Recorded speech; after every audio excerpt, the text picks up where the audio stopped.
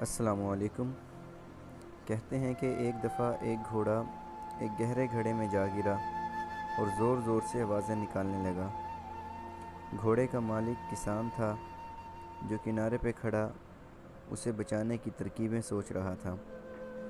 جب اسے کوئی طریقہ نہیں سوجھا تو ہار مان کر دل کو تسلی دینے لگا کہ گھوڑا تو اب بوڑھا ہو چکا ہے، وہ اب میرے کام کا بھی نہیں رہا، چلو اسے یوں ہی چھوڑ دیتے ہیں، اور گدھے کو بھی آخر کسی نہ کسی دن بند کرنا ہی پڑے گا، اسی لیے اسے بچا کر بھی کوئی خاص فائدہ نہیں۔ یہ سوچ کر اس نے اپنے پڑوسیوں کی مدد لی اور گڑھا بند کرنا شروع کر دیا۔ سب کے ہاتھ میں ایک ایک بیلچہ تھا جس سے وہ مٹی، بجری اور کوڑا کرکٹ گڑھے میں ڈال رہے تھے۔ گھوڑا اس صورتحال سے بہت پریشان ہوا۔ اس نے اور تیز آواز نکالنا شروع کر دی۔ کچھ ہی لمحے بعد گھوڑا بالکل خاموش سا ہو گیا۔ جب کسان نے جھانک کر دیکھا اور دیکھ کر حیران رہ گیا کہ جب جب گھوڑے کے اوپر مٹی اور کچرا پھینکا جاتا ہے تب تب وہ اسے جھٹک کر اپنے جسم سے نیچے گرا دیتا ہے اور پھر گری ہوئی مٹی پر کھڑا ہو جاتا ہے۔ یہ سلسلہ کافی دیر تک چلتا رہا۔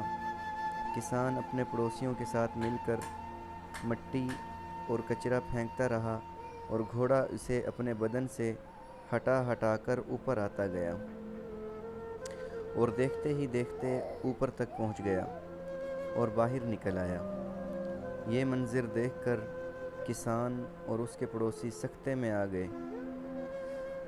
زندگی میں ہمارے ساتھ بھی ایسے ہی واقعات رونما ہو سکتے ہیں کہ ہمارے اوپر کچرا اچھالا جائے، ہماری کردار کشی کی جائے، ہمارے دامن کو داغدار کیا جائے، ہمیں طعن و تشنیع کا نشانہ بنایا جائے، لیکن گندگی کے اس گڑھے سے بچنے کا طریقہ یہ نہیں کہ ہم ان غلاظتوں کی تہہ میں دفن ہو کر رہ جائیں، بلکہ ہمیں بھی ان بیکار کی چیزوں کا مقابلہ کرتے ہوئے اوپر کی طرف اور آگے کی سمت بڑھتے رہنا چاہیے۔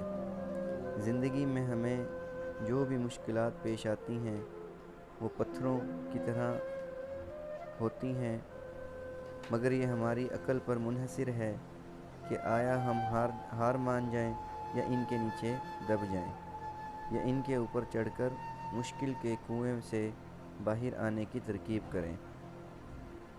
خاک ڈالنے والے خاک ڈالتے رہیں گے، مگر پرعزم انسان اپنا رستہ کبھی نہیں بھولتا۔